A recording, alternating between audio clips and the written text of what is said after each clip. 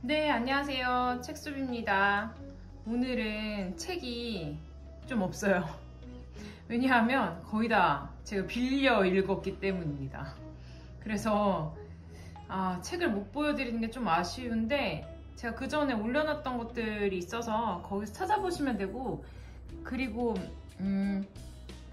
책이 없어도 그래도 읽은 것들 리뷰는 좀 해야 되기 때문에 제가 책을 좀 이렇게 캡처해가지고 이미지를 가져오도록 하겠습니다.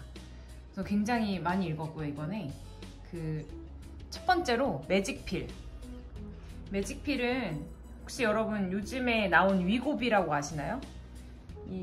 비만 치료제로 나오는 약들 중에 하나인데, 그 약에 대해서 관심이 있거나 궁금하다, 비만이란 무엇인가에 대해서 조금 전방위적으로 알아보고 싶다면 이 책 진짜 너무 추천합니다. 완전 강추. 제 엄지손가락입니다. 그래서 저는 이 책 읽으면서 굉장히 많이 배웠고 좀 생각을 하게 됐어요. 그래서 책을 덮고 나서도 조금 여운이 있는 책이었습니다. 두 번째, 나는 선량한 기후 파괴자입니다. 이 책은 제가 약간 수업 때문에 읽긴 했지만 내용은 굉장히 좋았어요. 어렵기는 하거든요. 이게 아이들하고 하기에는 조금 어려운 일인데 기후에 대한 이야기를 좀 나누고 있습니다. 워낙 기후와 관련된 책이 많아서 어떤 책을 읽을까 하실 때 이 책도 괜찮다고 생각을 합니다. 세 번째, 바로 홍모노입니다. 이렇게 유명세를 타고 엄청나게 유명해진 이 책. 저는 이 대목이 되게 좋았는데, 빛이 인간에게 희망뿐 아니라 두려움과 무력감을 안길 수도 있다는 것을요. 그래서 창이 필요한 건데, 빛이 공간의 형태를 드러내 조사자에게 두려움을 심고 시간의 흐름을 느끼게 해 무력감을 안길 거라고. 희망이 인간을 잠식시키는 가장 위험한 고문이라는 건 선생님은 알고 계셨던 거죠? 굉장히 특이한 소재를 다루고 있어요. 이 홍모노에서.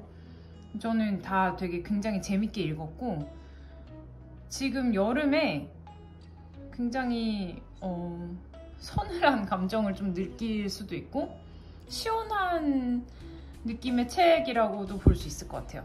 홍모노 한번 읽어보시면 좋을 것 같아요. 다음은 읽지 못하는 사람의 미래. 책이 지금 집에 있습니다. 제가 직접 사인받고 그 저자와 독서 모임을 했던 책이잖아요. 여기에서 이제 인상적인 것들은 신체로 직접 감지할 수 있었던 물리적 주변이 데이터화된 주변으로 바뀐 결과다. 문학은 그냥 받아 모으거나 꺼내 쓰면 되는 완제품으로서의 지식을 전달하지 않는다. 완성된 답을 제시하는 것이 아니라 종결되지 않은 문제를 던짐으로써 스스로 답을 찾아 나서게 한다. 복잡한 삶을 주체적으로 살아가는데 필요한 진정한 지식을 얻는 길은 둘레길처럼 돌아가야 하는 긴 우회로다. 책은 그 길을 독자가 직접 찾아 나서게 한다. 저는 이 책 굉장히 재밌게 읽었고, 저자랑 역시 이야기를 나누니까 어떤 마음으로 이 책을 쓰고 그리고 어떤 내용들이 빠져 있는지에 대한 것들이 드러나요. 왜냐면 이 책은 쓰여진 지 조금 되긴 했거든요. 그 사이에 많은 일들이 있었잖아요. 그래서 그것들을 다 담지 못한다는 저자의 어떤 이야기들도 공감이 가고, 그리고 이 책을 조금 더 잘 소화할 수 있었던 것 같아요. 다음은 1페이지로 시작하는 미술 수업입니다. 제가 수업책으로 한번 해볼까 싶었는데 워낙 내용이 많아서 한 페이지로 하는 미술 수업이니까 그냥 참고 삼아서 여러분들 집에 두고 궁금한 그림이 있을 때 보기에는 굉장히 좋은 것 같아요. 수업을 하기에는 적당하지 않았던 것 같습니다. 다음은 전쟁과 평화 3권인데 지금 4권을 가져왔죠? 지금 이번 달이 이제 4권이라서 제가 지금 가지고 있는 책이 4권입니다. 드디어 마지막 4권을 읽게 되는데요. 저번 달까지 전쟁과 평화 3권을 읽었습니다. 뭔가 3권은 2권과 다르게 조금 지지부진한 감이 없진 않았어요. 그래서 4권에서 어떻게 끝날지 궁금합니다. 다음은 안개숲을 지날 때. 이건 그림책이거든요. 그림책인데 굉장히 몽환적이에요. 저는 약간 라틴 쪽 그 작품을 보는 것 같았어요. 백년의 고독 같은. 그래서 굉장히 신선하고 재미있는 동화책이었습니다. 이렇게 깊이 있고 이렇게 해석이 다양할 수 있는 동화책이 있다는 사실이 너무 놀라웠어요. 다음은 친애하는 나의 집에게.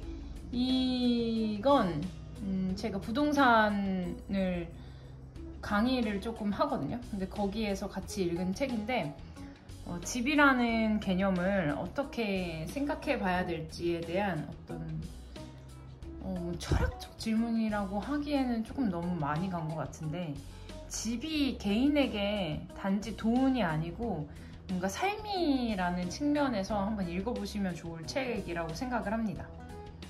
영원한 페이스메이커. 그리고 이거는 제가 재밌게 읽은 아이들 책 리스트에 같이 있는 그 시리즈거든요. 시리즈인데 내용은 다 다른 건데 재밌더라고요. 이 영원한 페이스메이커는 뭔가 아이들이 실제로 일어날 법한, 내가 정말 좋아하는데 이게 진짜로 좋아하는 건지, 부모님과의 어떤 갈등 뭐 이런 여러 가지 것들이 나와요. 그래서 아이들이 즐겁게 읽기에 좋은 책이다 라는 생각이 들었습니다. 다음은 칠면조가 숨어있어 와 두더지 인간입니다. 이게 그 위즈덤 하우스에서 나오는 시리즈잖아요. 이 시리즈들이 어떤지 한번 알고 싶어가지고 제가 한번 빌려봤거든요. 근데 이 두 책도 괜찮긴 했는데, 저는 이따가 소개해드릴 거지만 마지막에 빌린 책이 진짜 재밌었어요. 우선 이 두 책도 괜찮았습니다. 되게 얇아가지고 편하게 읽기 좋아요. 다음은 인간의 시대에 오신 것을 애도합니다. 이 서가명간 시리즈 책은 제가 나오면 다 읽긴 하는데, 이 인간의 시대에 대한 내용은 뭔가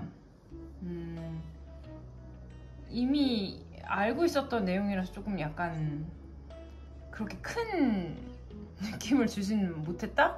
그래서 입문용으로 읽기에는 적당한데 저는 그냥 보통이었습니다. 그리고 왜 늙을까? 왜 병들까? 왜 죽을까? 이건 좋았어요.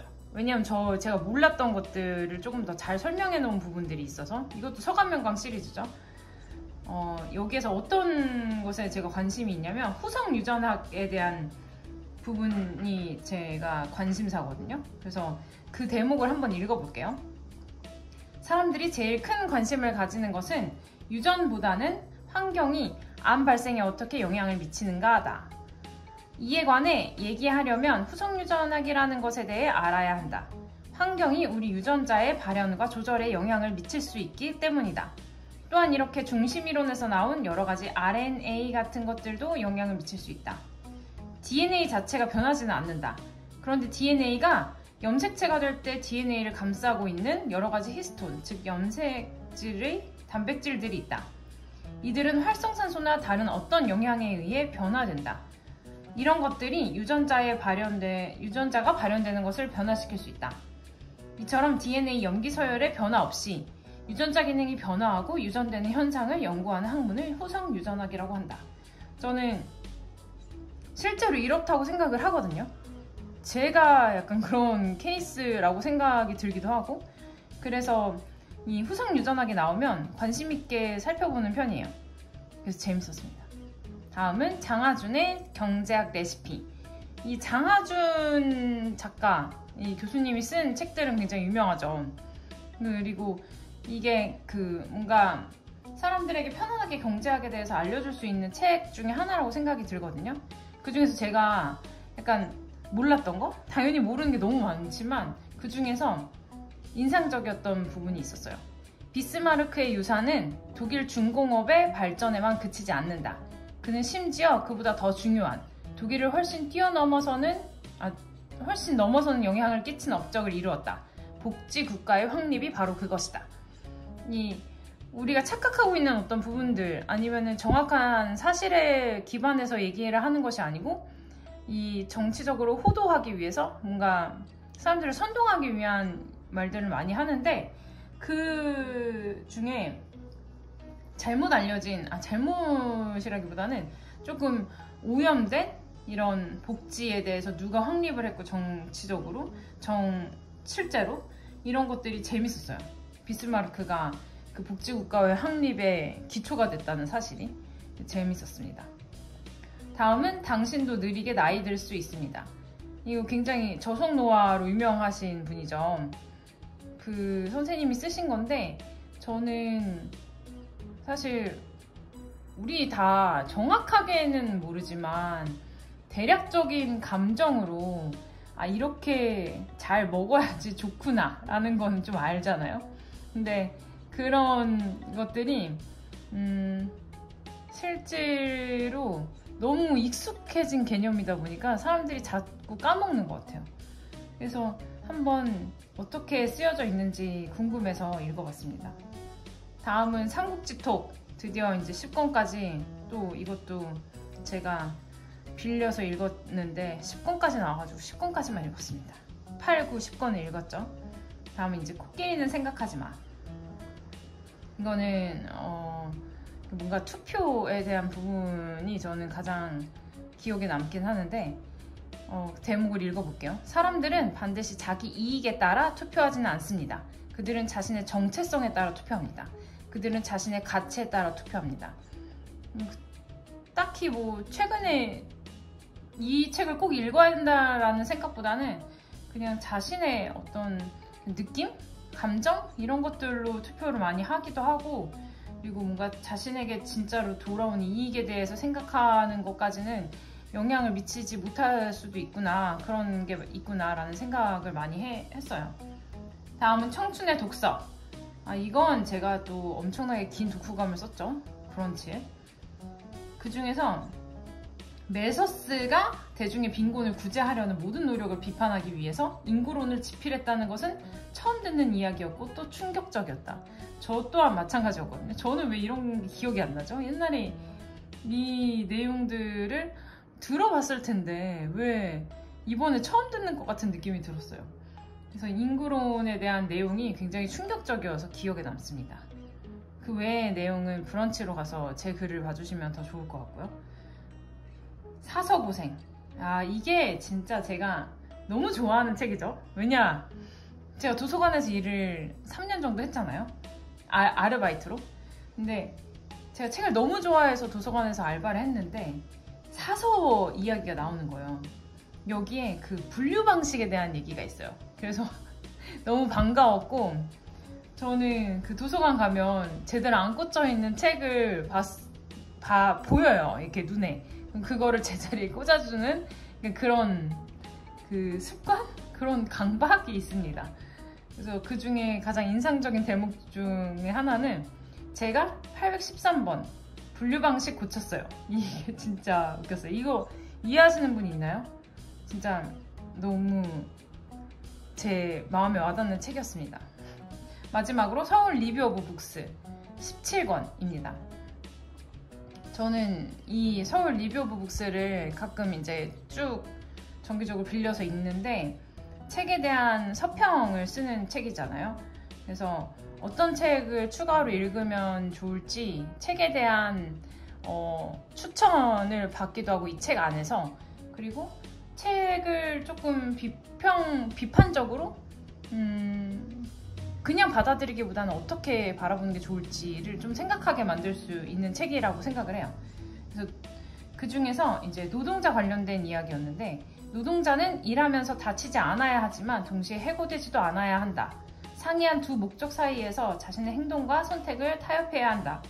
건설 경기 불황으로 일거리 자체가 줄어들고 있는데 건설 노동자 개인이 이 작업장에는 추락 방지망이 없으니 일할 수 없다고 결정하거나 회사에 추락 방지망을 설치해달라고 요구할 수 있을까? 이건 현실적인 문제잖아요.